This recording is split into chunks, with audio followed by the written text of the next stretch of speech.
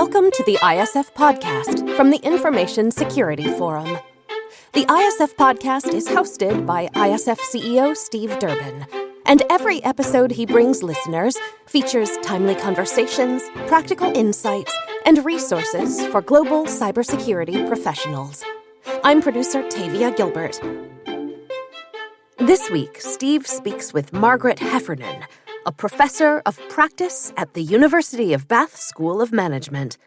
They examine how CISOs can educate the board, how to build resilience, and how to effectively invest in security. Margaret, it's lovely to see you. Thank you very much for stopping by on the podcast today. My pleasure. One of the things that I really wanted to talk to you about was the role of cyber within the organization, and particularly how that impacts the way in which organizations think, go about their business, from the board right the way down. What are your initial sort of reactions to that?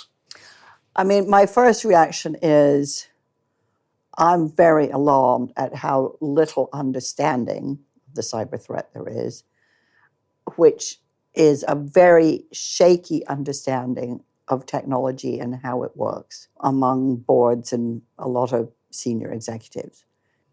And the way I think about it is I think people sort of think of cyber as a little bit like finance in the sense that it's a highly specialized activity. And the people who need to know about it. But the rest of us don't really need to get that on top of it, And I think that's wrong. I think the truth is that technology is now interwoven so profoundly with everything organizations do and what's possible and what isn't possible, threats and opportunities, that a better understanding of the technology is really essential. And in a way, we've seen this, with the way that companies have struggled with their digital transformation. Because the digital transformation is really about taking the digital expertise and combing it throughout the company rather than just in its little silo. But I think we have a very, very long way to go before people really take on board the very different thinking in technology, how it confronts complexity, and therefore really how best not just to think about it, but to do it. One of the things I've certainly noticed is, I suppose, an increase in, I'll call it awareness at the board for sure. level. That's certainly there, isn't it? Yeah. But the challenge is to get from awareness to actually doing something with it and understanding how it impacts the business. And one of the challenges, it seems to me, is that we do have boards that are certainly not cyber savvy, maybe not even technology savvy to a certain extent, but increasingly they will rely on one individual. Yes, correct. John or Jenna He's our tech guy. the person. He's our cyber guy. Yeah. That's right. And he usually is a he. Yes, unfortunately he is. And we're not going to make a move until he says it's right or it's wrong. Looking at it from the CISO perspective, that presents a massive challenge. It's also very lonely, right? It is. How can CISOs better equip themselves to deal with that kind of situation? Because they can't change the makeup of the board, right? No, and they don't want amateur security experts on the board. Right. But I think they do need to find a way to become educators. And I've seen this with a lot of technology, ever since technology started playing such a big role in our lives, which is you need cultural translators who, without dumbing down, can really help people understand, first of all, conceptually and then practically, what is it we're really talking about? And what are the kind of key questions and parameters that we need to think about? And it's a tricky thing because most board members are people of a certain status and they like to think that they are very capable because generally they're there because they're very capable. But I think it's important for everybody to acknowledge, especially in the area of cybersecurity, that this is moving so fast and it is so complex. There isn't anybody around the boardroom who doesn't need an update, who doesn't need really to be kept abreast of what's going on out there and how does it impact our business and what should we be paying attention to. So in the nicest possible way, I think everybody needs some education. And my general experience of companies, when they do this, if they find the right light touch way to do it, people are very grateful Because the reality of the boardroom is people are sitting around knowing they don't really know, not wanting to ask this stupid question, so they don't ask questions at all. Well, that's the really dangerous moment. Right. I mean, on my boards, I would much rather have a stupid question than no questions. But mostly when it comes to technology, there are no questions. And so I think everybody's got to recognize that a lot of learning is required, A, to get up to speed, B, to stay up to speed. How can we better equip our boards then to have that learning? Because as I listen to you, I agree entirely with what you're saying, but it strikes me that we've got boards who are looking at this sort of technology and cyber as being something new they don't understand. We've got CISOs who, in the main, are very new to the boardroom, to seniors. They're not used to talking to them. Exactly. And so you've got these two novices, if you like, trying to come together to learn how to communicate. How can we better educate in that kind of space? Yeah, and usually what they're doing is they're kind of talking past each other or sometimes bluffing past each other. I mean, it's interesting because I think this is at least part of what went on in the Equifax data breach study, which is, it seems to me very, very clear that most of the board had no idea. And the one board member who had technology experience, it was a long time ago in a simpler epoch. I mean, there are a couple of ways. I mean, if you're lucky and your CISO is fantastically eloquent, then they will do that gentle educating as you go along. And if you're chairing that board, you want to actually make sure that they are doing that. I think there are two other things that become really important. One is it's equally crucial that the CISO deeply understands the business. So this is why I was so interested, in Gartner's research showing that chief analytics officers and chief data officers are not lasting very long because they're doing their thing and chucking it over the wall, generally to people who don't understand it. Right. And the strategy people, on whom this is landing, are chucking their strategy over the wall, where it's landing with a CAO or CDO who doesn't understand it. So you have this highly siloed environment where everybody's defending their patch, but they don't talk to each other. So the data isn't informing the strategy, and the strategy isn't informing the data. So you've got to invest the time, A, in building the relationships, of being humble and coming and saying, I know everything there is to know about cybersecurity. I don't know everything I need to know about your business. I don't know everything I need to know about your strategy. Will you please educate me? At that point, you start to build a relationship. The relationship will almost invariably build a level of trust, or better, right? And at that point, people are going to start opening up to each other. And it's very clear from the work, that I've done on collaboration and collective intelligence, the more time people spend working together, the higher the level of trust. The higher the level of trust, the greater the willingness to ask questions and have real debates. So I think it's two things: recognizing that there isn't a common language. Right. It's your job to forge one. And secondly, recognizing that investing in developing those relationships is going to build, slowly but surely, an environment in which the hard, sometimes stupid, and therefore deeply valuable questions can be asked. You make an interesting point there about trust. Trust isn't something that you can just wake up one morning and say, right, that's it, we're going to trust each other, off we now go. One of the issues that I've seen is that the CISO himself or herself also is probably in the role for 18 months, 24 months. So, the first 6 months, getting a feel for things, then they start to do a bit of whatever they're doing, and then they've checked out and off they've gone. Now, the ones that are what I would call the sort of the power CISOs, the ones that have probably been doing it a little bit longer, they tend to stay longer. They tend to be very prescriptive when they go into the role about what they need to be successful, what they expect to get back to help them do their job better. And they're not afraid to walk away if the business isn't going to provide them with that. Right. For some people listening to this, that may sends shivers down their spine because they think, gosh, how can I possibly do that? But that's all part of building trust, isn't it? It's part of building trust. It's also saying these are the conditions for my success, and my success is your success. But it's also a subtle form of educating people in terms of what is the role that cybersecurity plays in the company as a whole. Because, again, it is a little bit like finance in the sense that it does actually inform everything. And you don't have to be the CFO, to make any kind of decision, but you do have to understand money. Mm-hmm. In the same way, you don't have to be the CISO in order to understand that everything you do in your organization is jeopardized by or enhanced by security. Mm-hmm. It's everything you do is going to have that aspect to it, so you really better understand it. But you're absolutely right. I mean, the Dutch have this saying that trust comes on foot and it leaves on horseback, right?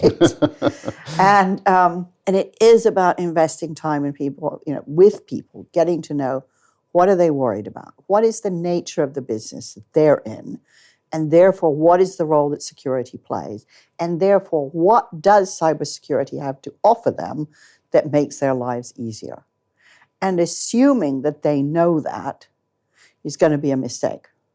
Now, one of the other questions I always get from boards is, and I'm paraphrasing here, but why is it that we can't measure security in the same way that we can measure everything else? Yeah. What makes security so special? Yeah.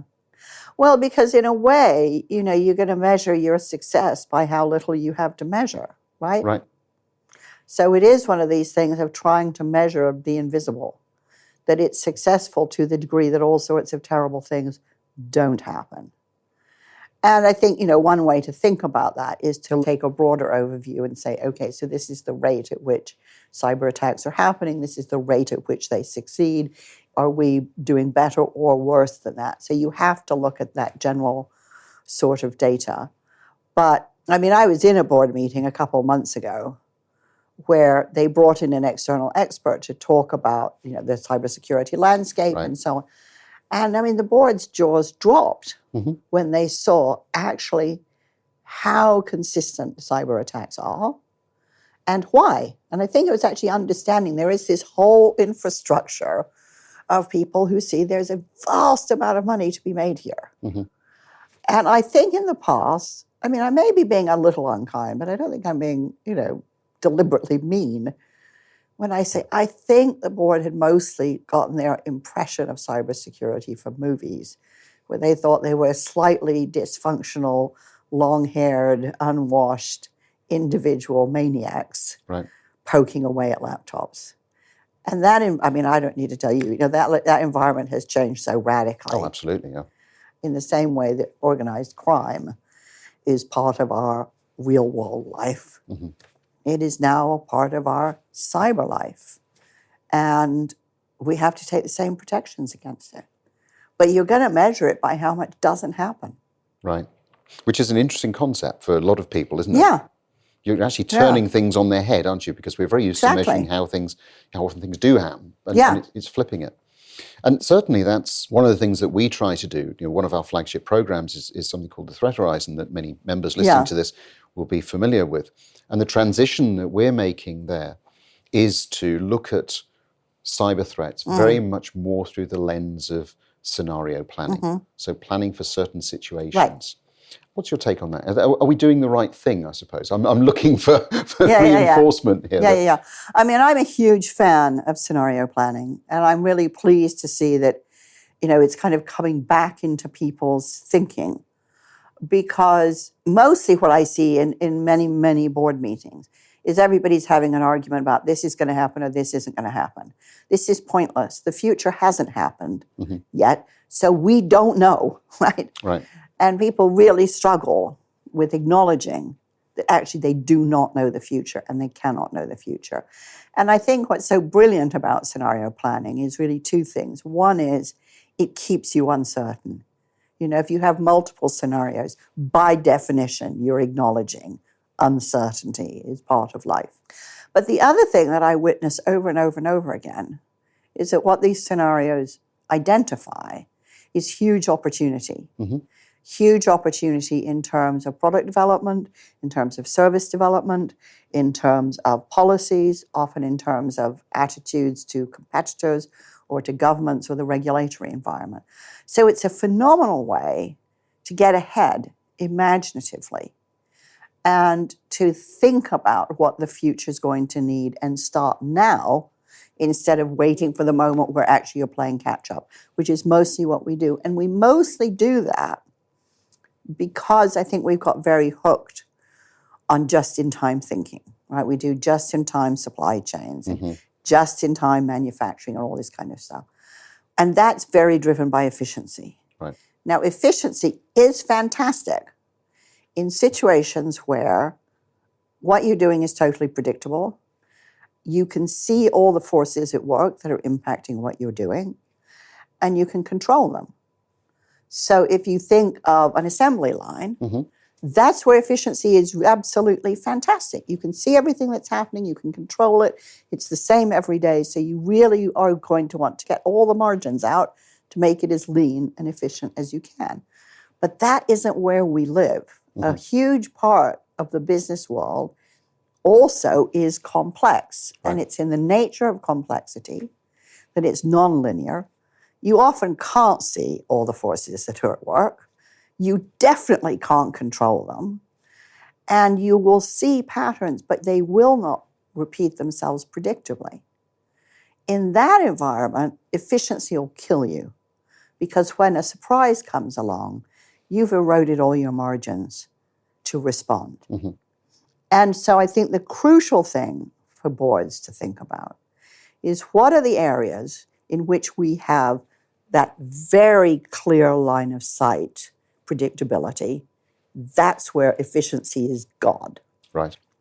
What are the areas which are complex where we don't? In that area, you need to be thinking about resilience, which is the capacity to recover, and robustness, which is the capacity to withstand all threats.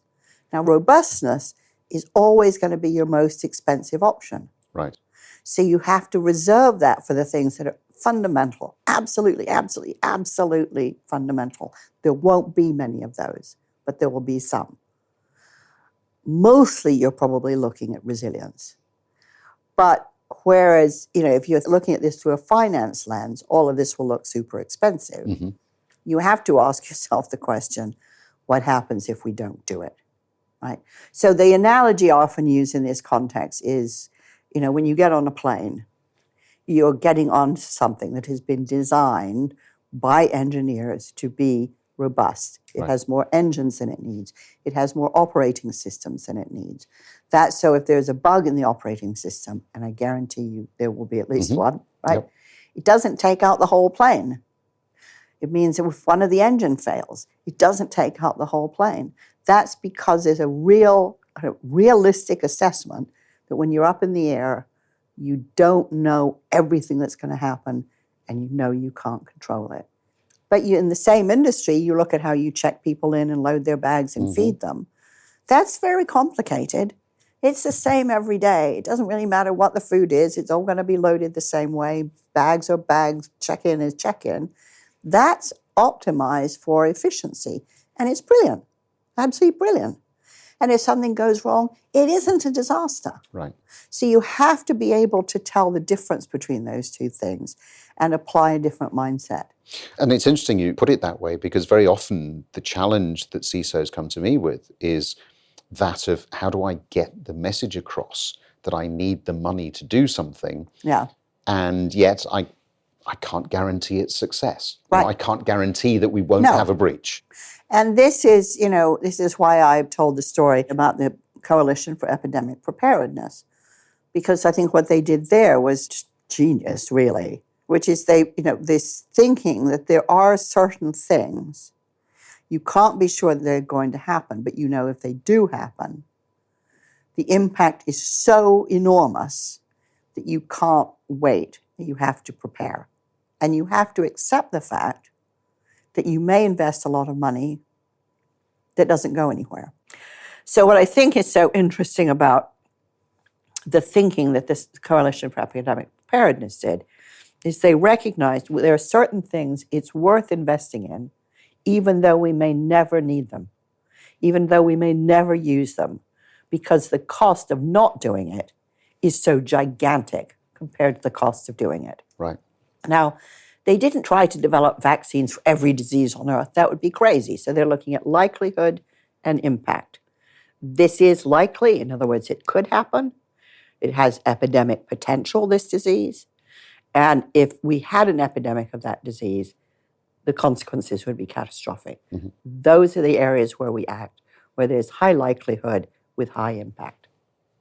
Some great insights there, Margaret, into some of the ways in which boards and indeed CISOs can adapt their thinking, work better together. And I'm sure that our listeners will have taken away some really key points from that they can put into effect straight away. So thank you very much for sharing those insights with us. It's been an absolute pleasure talking to you, Margaret. Thank you very much indeed. Thank you very much. Thanks a lot. Thanks to this week's guest, Margaret Heffernan. We'll be back with a new episode in a week. In the meantime, as always, we ask that you take 10 seconds to pull up this podcast on whatever device you're listening and give us a 5-star rating. If you have a little more time, you can even write a quick review. That helps other listeners who might enjoy our content find us. And we also want to make sure to introduce you to the ISF Analyst Insight podcast, which goes in depth on the hottest topics in information security. In every episode, ISF analysts hand-select active security professionals from ISF member organizations to discuss how the implementation of ISF research is uniquely applied to their real-world context. We hope you'll listen, and of course, we'll put a link to that show in our show notes. If there's a topic or a question that you'd like us to cover in a future episode, let us know at securityforum.org, which is also where you can find our catalog of past video and podcast episodes, as well as ISF's research, practical tools, and guidance related to discussions like today's. The ISF podcast is produced by Talkbox and Tavia Gilbert, with music by Alexander Filipiak, senior producer Katie Flood, mix and master by Kayla Elrod. Thanks for listening.